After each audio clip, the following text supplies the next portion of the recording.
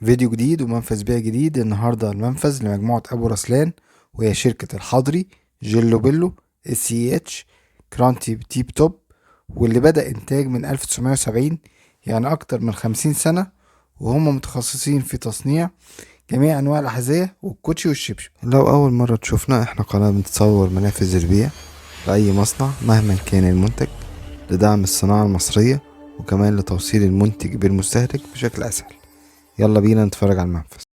المنفذ موجود في مدينة العاشر من رمضان، المنطقة الصناعية التالتة، في مركز صناعات الجلود المتطورة.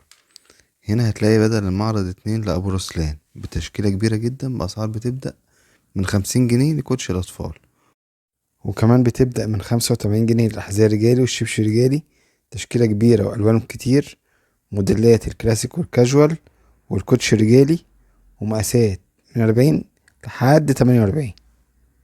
وبرضه في المعرضين هتلاقي تشكيلة كبيرة جدا للحريمي، اللي فيها الشوز يبدأ من 85 جنيه، والشبشب 60 جنيه.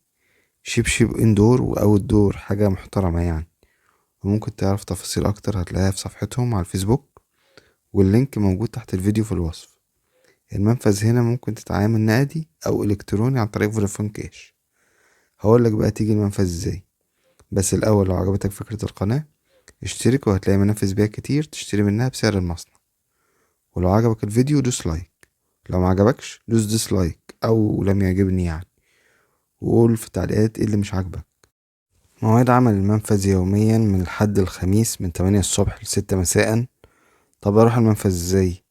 من موقف النقل الداخلي في العاشر من رمضان، موقف الأردنية يعني. اركب خط 3 وقول له نزلني أقرب مكان لمركز صناعات الجلود المتطورة. هتمشي 10 دقايق وتوصل، وأكيد طبعا هتلاقي اللوكيشن بخرائط جوجل تحت الفيديو في الوصف. ادخل القناة هتلاقي منافذ بيع تانية، اتفرج وقول لي رأيك.